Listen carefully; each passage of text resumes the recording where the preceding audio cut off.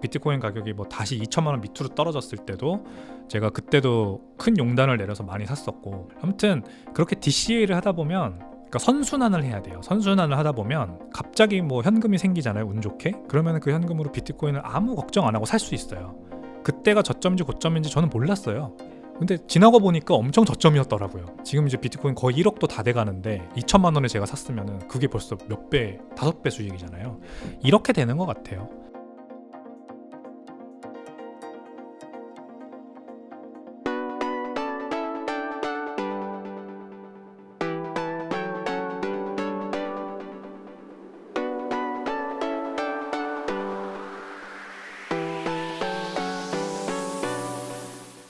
자, 촬영 일자 기준으로 이더리움 현물 ETF가 이제 출시가 됐거든요. 이제 오늘 저녁부터 거래가 되기 시작할 텐데, 이더리움이 RWA 이야기 우리가 아까 잠깐 나눴었잖아요.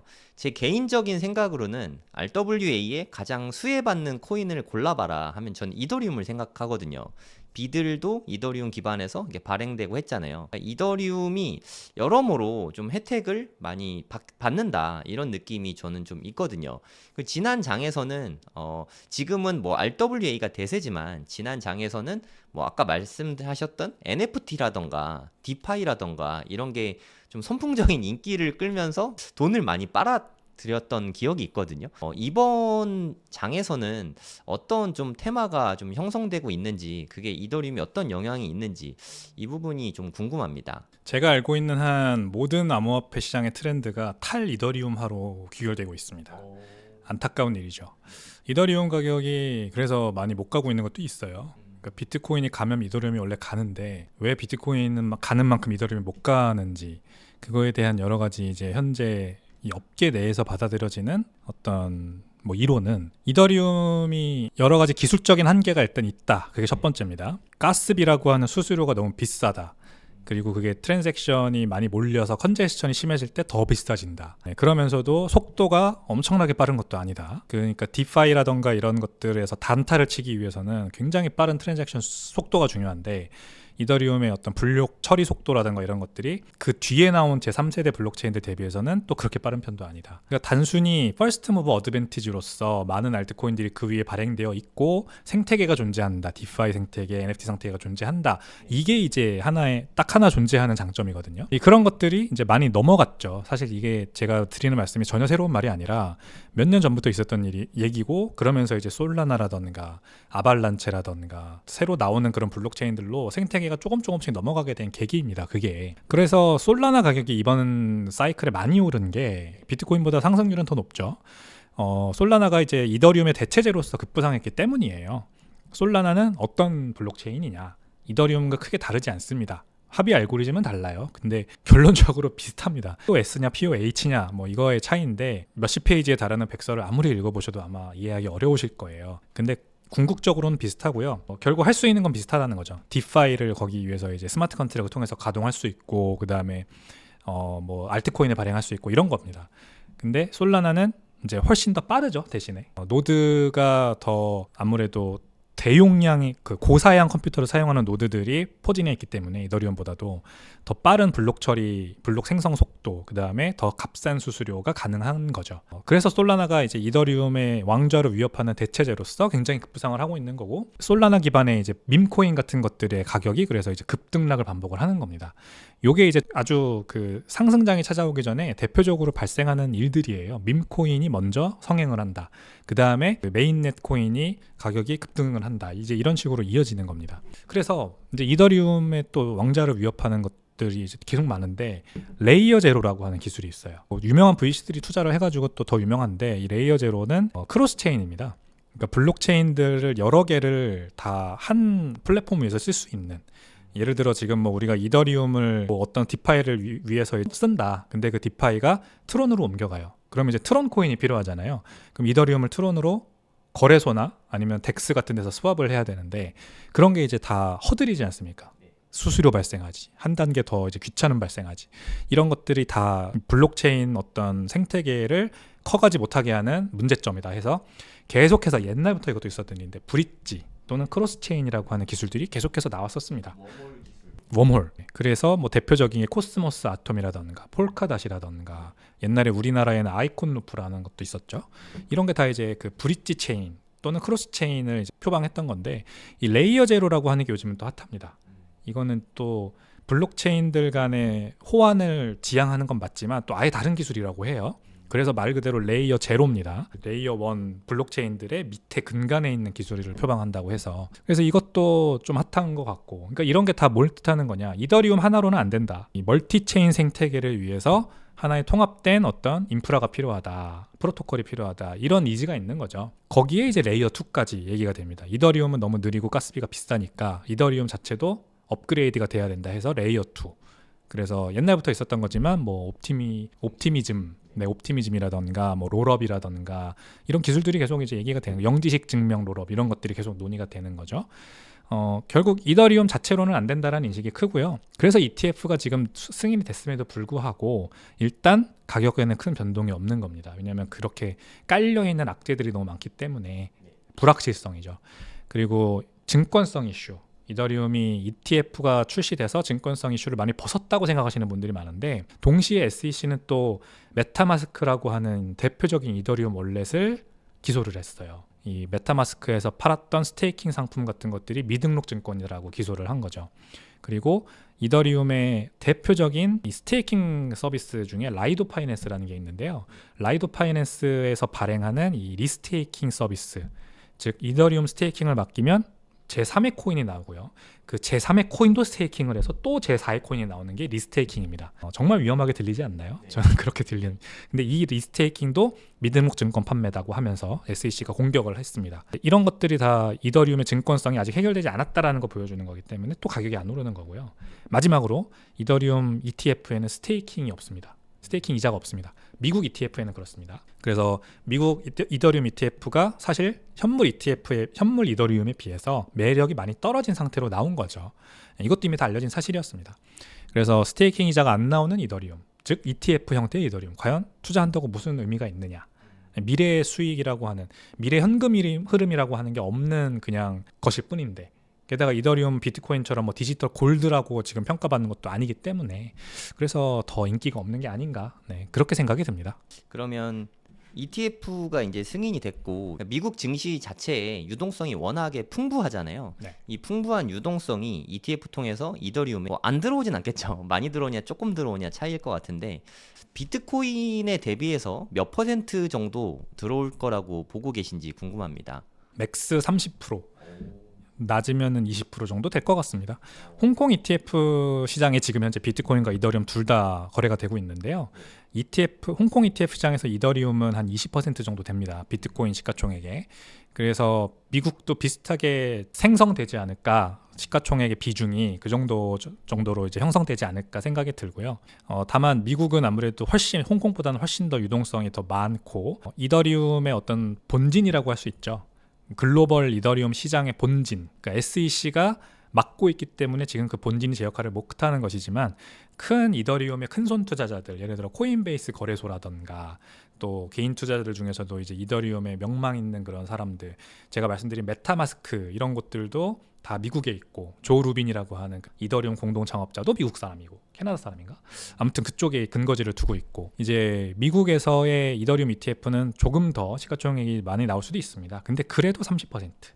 왜냐면 현물 지금 그 시가총액도 이더리움이 비트코인의 한 33% 정도 되는 걸로 알고 있거든요. 그 정도로 보는 게 적당하지 않을까 싶습니다.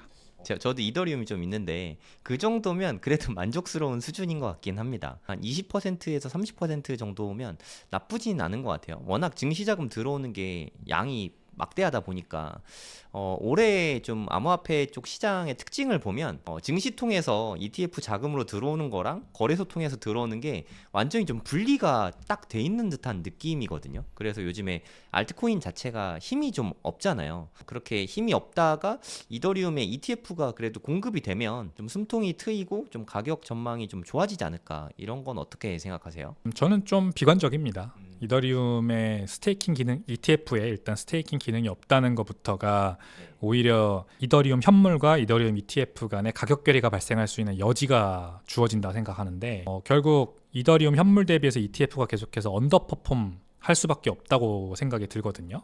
아주 작은 차이일지라도 그 현물과 ETF 증권 간의 가격 괴리가 발생하면 또 요것들을 이용해서 단기 차익을 벌려고 하는 벌처들, 예를 들어 헤지펀드들 이런 것들이 또 들어옵니다. 그러면은 공격 대상이 되는 거예요. 그래서 변동성은 커질 수 있겠으나 가격 상승에는 그렇게 크게 좋은 영향을 미치지 못할 것 같다는 생각입니다. 저는 오히려. 그래서 이건 오히려 악재라고 사실 저는 보이는데, 글쎄요, 제가 이더리움 투자를 전혀 안 하고 있어서 이렇게 보는 걸 수도 있고요. 조금 저는 이더리움이 옛날부터 굉장히 회의적인 사람 입장에서 ETF의 출시가 오히려 악재라고 저는 생각이 듭니다. 악재다. 그러면 어떤 부분에 악재가 있을까요? 이제 방금 말씀드린 것처럼 이제 이더리움이라고 하는 기초 자산의 어떤 성격을 더 애매하게 만들어 버리는 것 같아요. 그러니까 이더리움이 뭐냐라고 길 가는 사람 10명 붙잡고 물어봤을 때 뭐다라고 대답하는 사람이 있을까 과연? 10명 다 다른 대답을 할 겁니다. 이더리움은 울트라 사운드 머니다. 이더리움은 뭐 월드 컴퓨터다. 알트코인을 발행하는 플랫폼이다. 다 다양한 의견이 존재해. 그거는 사업하는 사람의 관점에서 봤을 때는 실패한 프로덕트예요. 명확하지가 않은 거죠. 그래서 미래 가치가 불투명하기 때문에 스테이킹 이자라는 걸 주는 걸로 빠져나간 겁니다.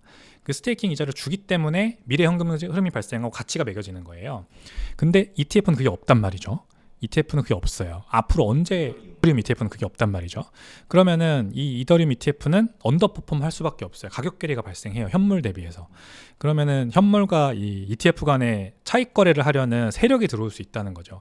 그러면은 현물 가격은 하방 압력으로 작용하고 ETF 가격은 이제 올리는 상승 압력으로 작용을 하는 거고, 이게 결국 변동성은 양쪽 시장에서 다 높이겠지만 어느 한쪽도 다 가격이 많이 올라가는 상황을 못 만들어준다는 이제 우려가 저는 있는 겁니다. 오히려 이 ETF는 그럼 뭐야? 또 이런 식으로 질문만 발생하는 거지, 이더리움 자체에 대한 어떤 그 신뢰나 기초 자산의 가치가 더 투명하게 매겨지고 사람들에게 더 광범위하게 인정되는 그런 어떤 재료로서 ETF가 기능을 못할 거라는 이제 우려인 거죠. 그래서 악재라고 얘기를 드리는 겁니다. 그러면 만약에 뭐 지금은 아니겠지만 만약입니다. 트럼프가 당선이 되고 암호화폐 좀 더 우호적인 분위기로 SEC가 좀 변했다.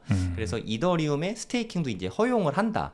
해서 기존 상품에서 스테이킹 서비스까지 추가가 된다면 그 다음은 어떻게 보십니까? 그러면 제가 말씀드린 부분들은 이제 많이 해소가 되죠.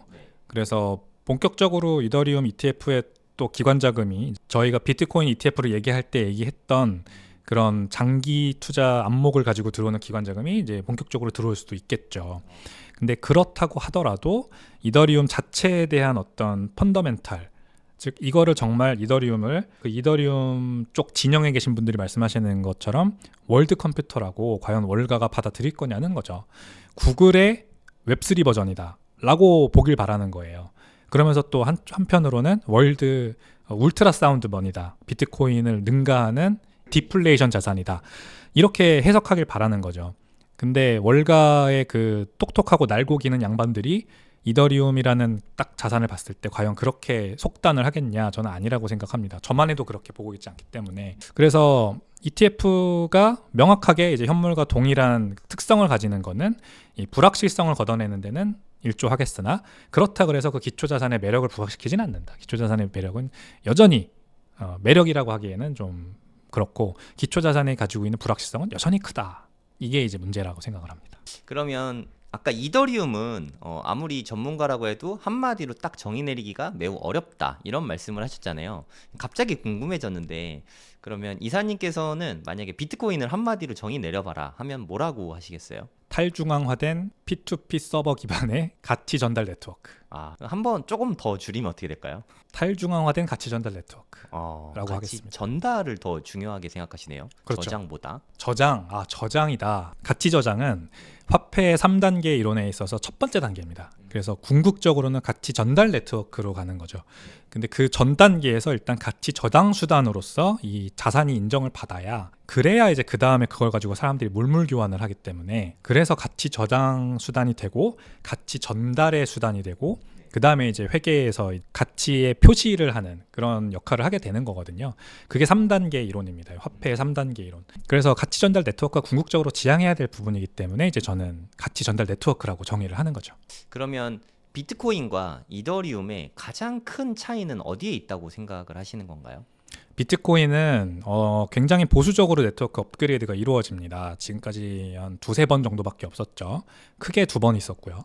그러니까 비트코인의 네트워크 업데이트를 하기 위해서는 전체 95%, 전체 채굴자와 노드의 95%가 합의를 하고 동의를 하고 그게 받아들여지는 겁니다. 그래서 굉장히 보수적인 네트워크예요. 이게 왜 중요하냐면 비행기 디자인을 생각해 보세요. 우리가 지금 타고 다니는 비행기의 디자인이 처음 여객기가 상용화되고 난 이후로 거의 바뀌지 않았을 겁니다. 그 외관뿐만이 아니라 안의 모습도 마찬가지예요. 좌석이 배열되는 어떤 그런 구조라던가 그런 것들이 뭐 갑자기 우리가 비행기가 럭셔리 비행기가 나온다고 해서 거기에 소파가 들어가거나 그러지 않는 이유는요. 그 좌석들을 다 뜯어내고 큰 고급 소파를 놨을 때 만약에 사고가 났을 때 어떤 임팩트가 있는가 이것들을 이 엔지니어들은 다 면밀히 분석을 하거든요. 비행기가 만약에 바다에 부딪혀간다. 근데 좌석들이 다 거기 꽉 묶여 있을 때는 괜찮은데 만약에 소파가 하나 놓여 있다. 그러면 어떤 피해가 발생하느냐를 다 계산을 해야 됩니다. 공학적으로. 그래서 네트워크는 기술은 굉장히 보수적으로 업그레이드가 되는 거예요. 그게 당연한 겁니다. 왜냐하면 사고가 났을 때 임팩트가 너무 크기 때문에. 비트코인도 기술이잖아요. 그 기술이기 때문에 함부로 업그레이드를 하면 안 돼요. 시스템 업그레이드가 한번 이루어지면 그거의 어떤 부수적인 컬레트럴 데미지가 너무 크기 때문이죠. 근데 이더리움은 진짜 자주 업그레이드가 일어날 때는 6개월에 한 번씩 업그레이드를 했었습니다. 지금은 이제 좀 덜하긴 하죠. 근데 여전히 계속해서 시스템 업그레이드가 계속해서 벌어져요. 그 결정을 그리고 하는 주체가 누구냐면 표면적으로는 이제 그 이더리움 개발자들이 코어 개발자들이 모여서 투표를 통해 결정을 한다고 하는데 사실상 비탈릭 부테린이 결정을 합니다. 그가 하자 그러면 따라 하는 거예요. 바텀업으로 개발자들이 제안을 하기도 하죠. 하지만 그것도 결국 비탈릭 부테린이 하냐 마냐 결정을 하는 겁니다. 그래서 완전히 중앙화된 시스템이에요. 표면적으로는 탈중앙화되어 있다고 하지만 그래서 이더리움과 비트코인의 가장 큰 차이점 탈중앙화된 의사결정을 하느냐 중앙화된 의사결정을 하느냐 보수적으로 결정이 이루어지느냐 아주 능동적으로 자주 업그레이드가 이루어지느냐 이런 차이가 있는 겁니다. 그러면 또 비트코인하고 이더리움하고 가장 큰 차이는 결국에 탈중앙화가 됐냐 안 됐냐로 귀결이 된다고 보이거든요. 그러면 탈중앙화된 토큰이 그러니까 뭐 암호화폐가 앞으로 또 나올 수가 있을까요? 물론 나올 수 있죠. 이마큘레이트 컨셉션이라는 말이 있죠. 원죄 없는 잉태라는 말이 있습니다. 동정녀 마리아죠. 성정길 대표님이 아니라 동정녀 마리아가 예수 그리스도를 잉태하셨죠. 저는 이제 교회를 안 다닙니다. 근데 이 표현을 비트코이너들이 쓰기 때문에 무슨 말이냐, 이 창시자가 분명히 존재하죠. 사토시 나카모토라고 하는. 근데 그 사람이 사실상 익명의 개발자고 사람인지 아니면 단체인지도 모르고 그냥 사라져버렸죠. 그렇기 때문에 창시자가 있지만 없는 상황이지 않습니까? 이게 바로 이 원죄 없는 잉태라고 하는 겁니다. 교회에서 쓰는 말을 빌려서 지금 비트코인도 비슷한 거다라고 하는 거죠. 이더리움은 창시자가 존재를 합니다. 명확하게. 다른 코인들도 거의 다 대부분 마찬가지로 창시자가 존재를 합니다.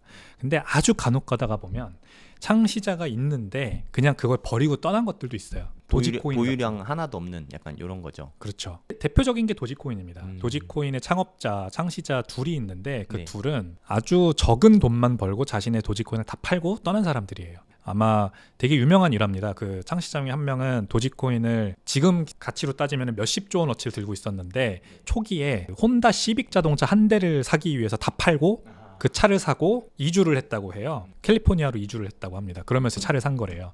그런 일화가 이제 굉장히 많이 암호화폐 업계에서 유명한 일화고, 근데 그분이 인터뷰도 최근에 많이 나오시는데 난 전혀 후회하지 않는다. 너무 비트코인을 너무 진지했다.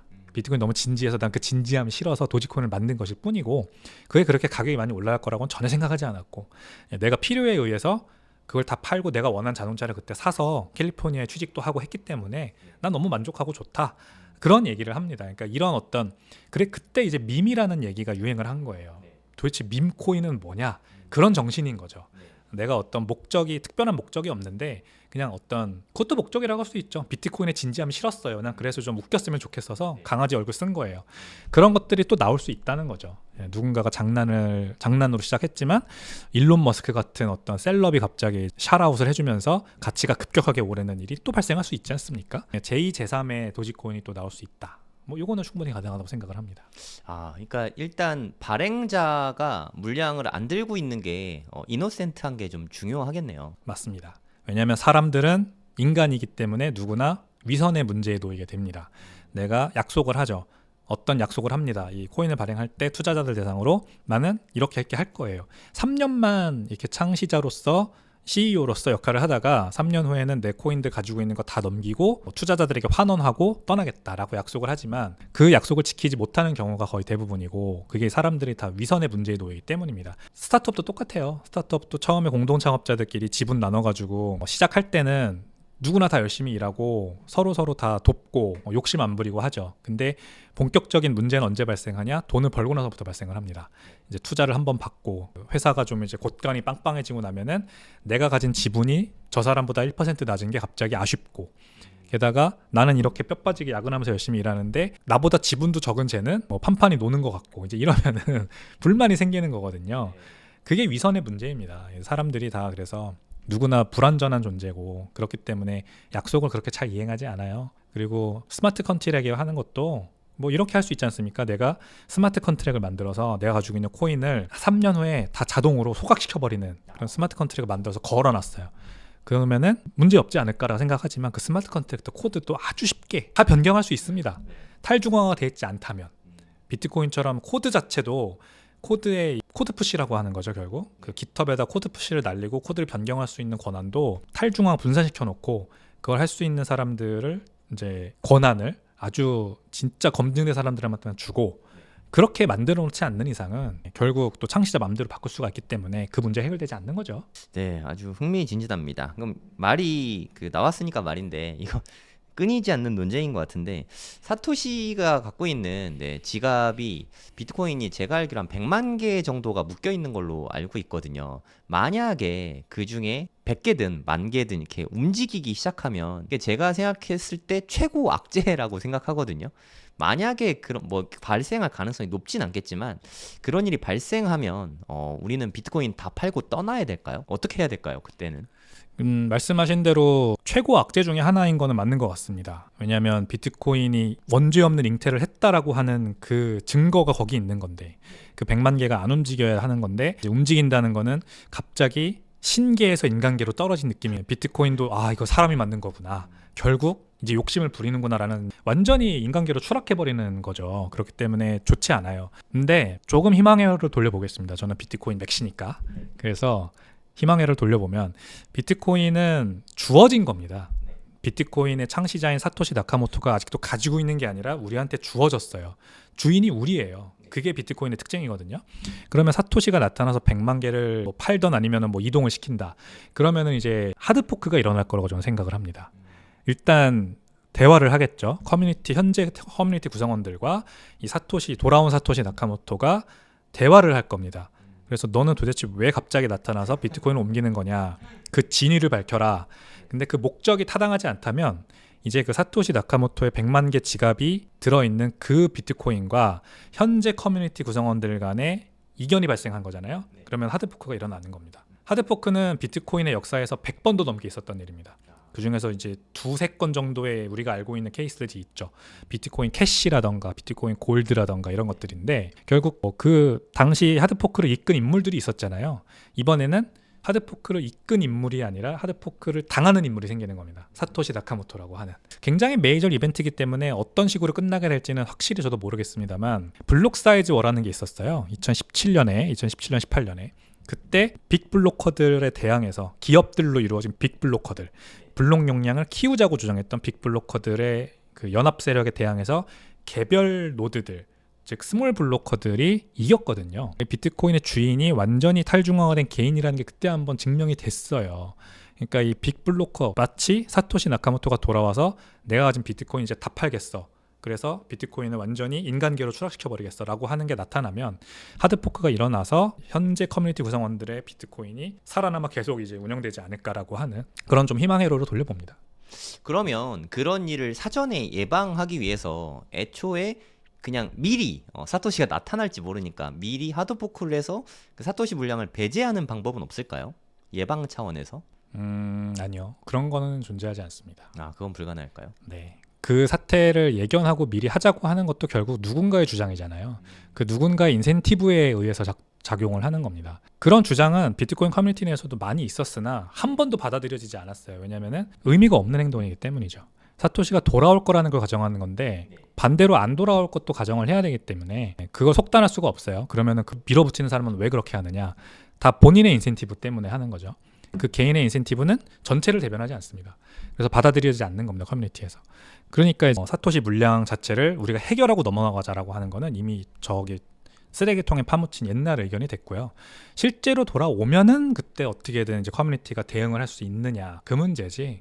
그 전에 사전에 뭔가를 하려고 하는 거는 커뮤니티 전체를 위한 어떤 이로운 행동은 아니다 이렇게 생각이 됩니다. 그 커뮤니티라고 많이 말씀을 계속 하시는데 그 커뮤니티의 주체들은 뭔가요? 의사결정을 하는 주체들은 뭐 어디에 있는 거예요? 탈중화돼 있는데 비트코인 포럼이라고 하는 이제 게시글 커뮤니티가 가장 대표적이죠. 이제 거기에는 채굴자, 노드 그리고 일반 투자자 이런 사람들이 다 모여서 비트코인의 BIP라고 하는 기술 업데이트 제안도 하고요. 주로 개발자들이 그래서 줄을 이루죠. 오픈소스 개발자라고 하는 어디에도 소속돼 있지 않은 비영리 개발자들.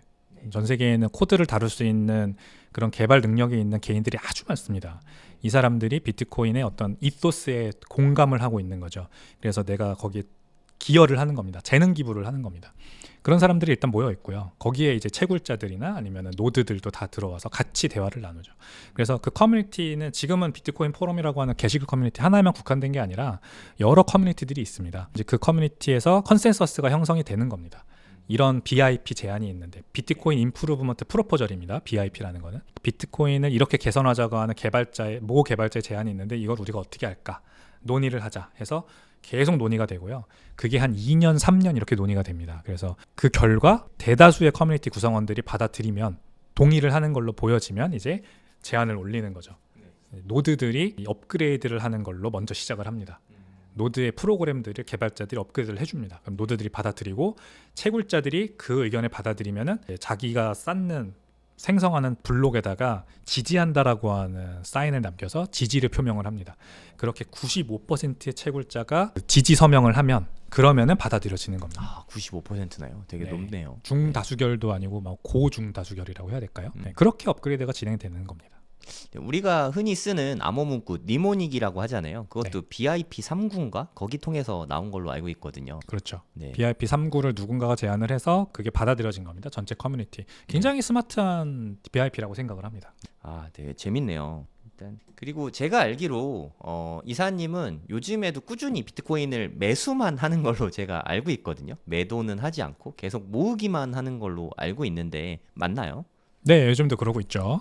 저는 이제 계속해서 유튜브 채널을 또 제가 스스로 하면서도 더 이 믿음이 확고해지고 있는데 일단 기본적으로 제가 왜 그렇게 하냐면 근간에 있는 이유는요. 제가 트레이딩을 잘 못한다는 거예요. 그 트레이딩을 잘하는 사람들을 저도 주변에 뭐 몇 명 알고 그렇게 해서 큰 성공을 하신 분들도 알지만 제가 그분들한테 배워도 그들이 하라고 하는 대로 해도 돈을 못 번다라는 걸 제가 깨달았기 때문입니다. 그리고 저는 아주 평균 이하의 평균보다 살짝 밑에 있는 그 정도 능력의 사람이거든요. 그래서 아마 많은 대중도 비슷할 거라고 생각을 해요. 저처럼 트레이딩에는 그렇게 큰 능력이 없으시다는 얘기를 하는 겁니다. 비트코인 같은 위험자산, 특히 암호화폐는요. 마치 트레이딩을 잘 하면은 큰 성공을 거둘 수 있을 것 같아 보이죠. 왜냐면은 돈 복사가 되니까 자고 일어나면 몇백 배가 올라 있는 건들이 있으니까. 그래서 운때만 맞으면 성공할 수 있을 거라 생각을 하는데 이거는 카지노의 어떤 그 통계에도 나와 있잖아요. 성공할 수 있는 가능성이 카지노 쪽에 살짝 더 높습니다. 항상. 어떤 상황에서든. 한 51% 되죠. 그렇죠. 그걸 유지하는 거죠, 카지노가. 그래서 사람들은 많이 찾아오고 그러면서 카지노가 장사가 되는 거죠. 그거랑 똑같다고 보시면 돼요. 결국 제가 말씀드린 그 잘하는 사람들이 저 같은 트레이딩 못하는 사람들의 돈을 살짝 더 많이 가져가면서 계속해서 저를 거기 있게 만들면서도 계속 돈을 잃게 만드는 겁니다. 그리고 두 번째 이유.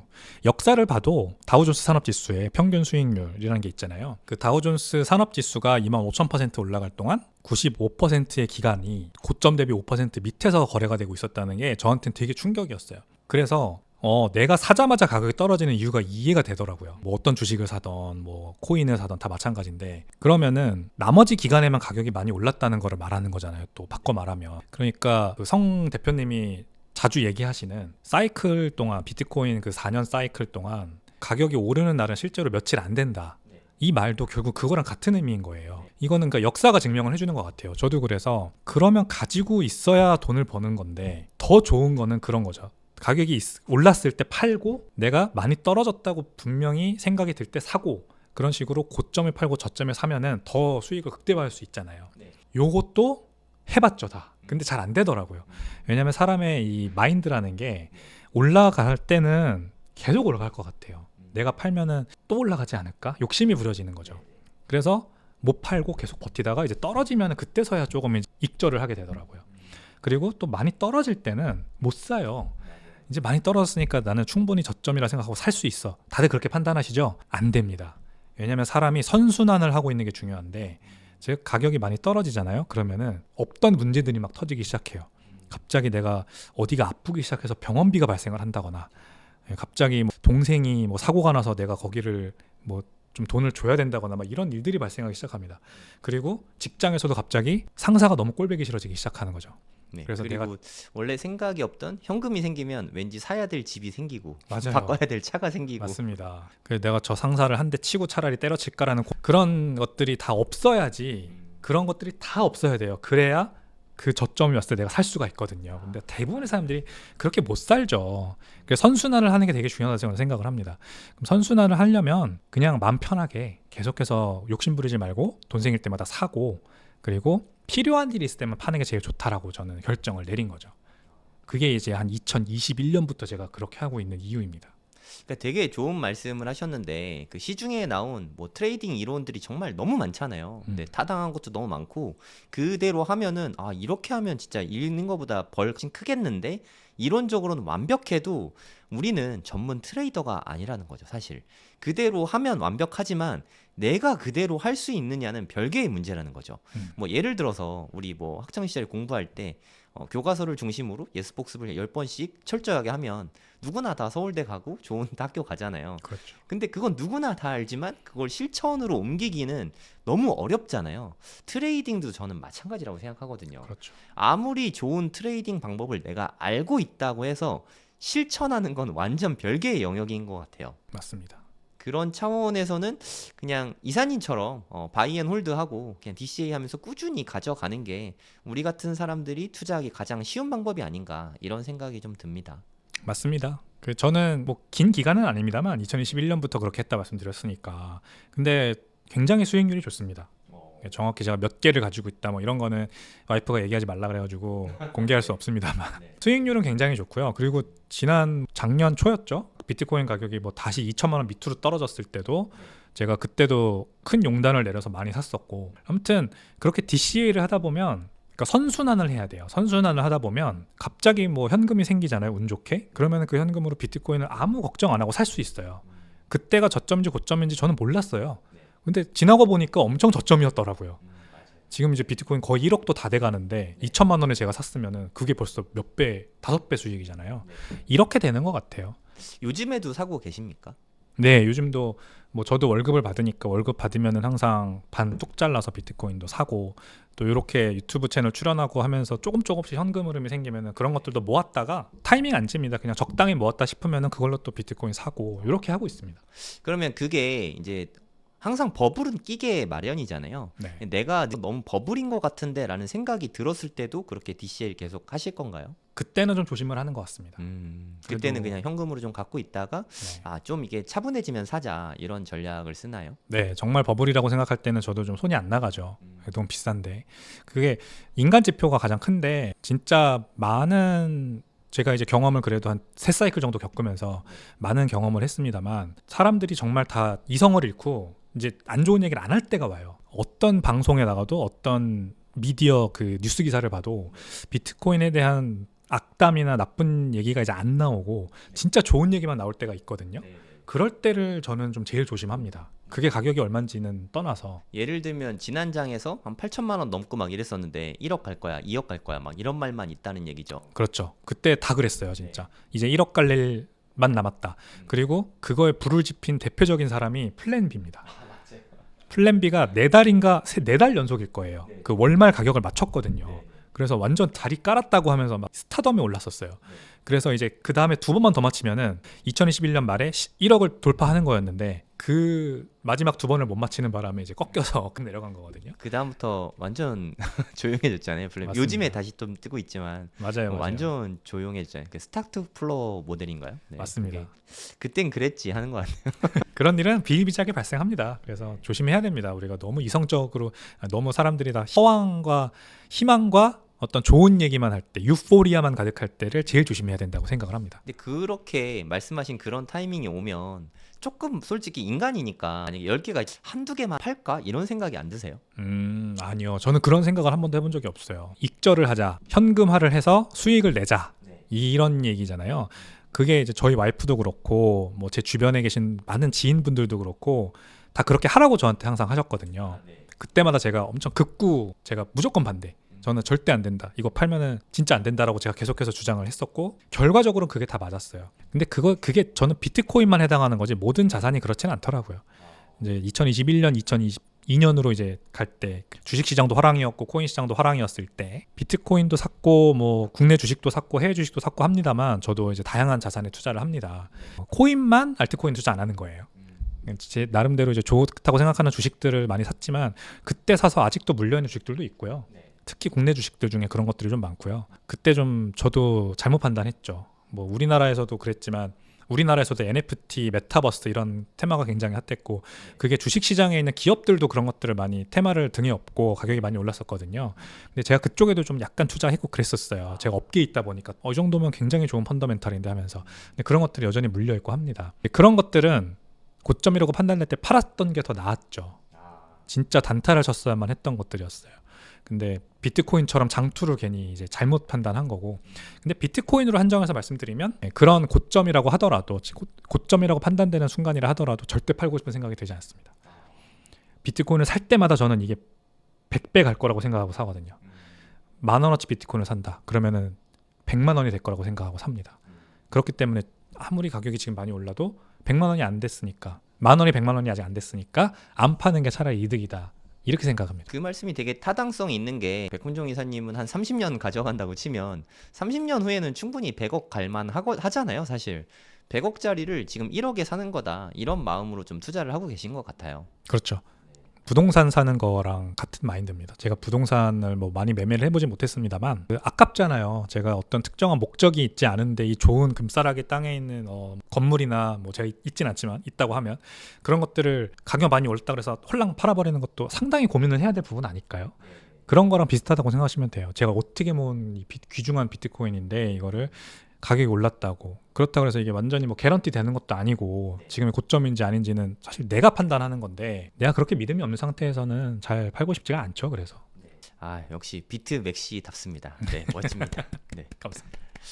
부자가 되려면 이 세 가지가 다 중요한데 결국에는 공부로 귀결된다고 생각합니다. 비트코인이 대체 어떤 쓸모가 있는지, 비트코인이 진짜 돈은 되는지, 그리고 투자의 기본 원리부터 시작해서 알트코인은 어떤 방법으로 고르고 어떤 방법으로 투자를 해야 되는지 이런 부분도 당연히 알려드리고요. 차트 공부도 저는 코인 공부에 있어서 핵심 중에 하나라고 생각해요. 기본적으로 꼭 해야 되는 거라고 생각하고요. 언제 들어갈지 아니면 뭐 언제 수익 실현할지 이런 거를 지표를 따져보는 거죠. 그리고 선물 투자가 코인에는 가능하거든요. 안전하게 욕심부리지 말고 잘 쓰면 자산을 증식시키기에 좋은 수단 중에 하나지만 레버리지를 좀 쓸 수 있으니까. 하지만 과도한 레버리지를 쓰고 잦은 거래를 하면 순식간에 불이 날 수 있다. 그래서 기왕 할 거라면 좀 잘 배우고 판단을 해볼 수 있죠. 앞으로 있을 5년이 우리 인생에 아주 좋은 기회가 될 수 있을 거라는 생각이 들어서 제가 가이드 해드린 대로 5년 동안 그렇게 투자를 하시면 앞으로의 인생에 큰 기회를 잡을 수 있지 않을까 저는 그렇게 보고 있습니다. 제가 생각하기에 대한민국에서 이렇게 하나하나 알려주는 강의는 아마 아예 없을 거예요. 저도 그런 강의를 원했었는데 제가 2021년부터 코인 투자를 처음 시작했는데 저는 이렇게 알려주는 사람도 없고 강의도 없어서 삽질도 되게 많이 하고 손해도 사실 좀 많이 보고 했는데 제가 겪은 시행착오와 그때 답답함을 제가 누구보다 잘 알기 때문에 누구나 이해할 수 있게 쉽게 다 알려드릴 겁니다. 처음부터 기초부터 차근차근 공부하실 분은 코인센기초 10기에서 함께 공부하시면 좋을 것 같습니다.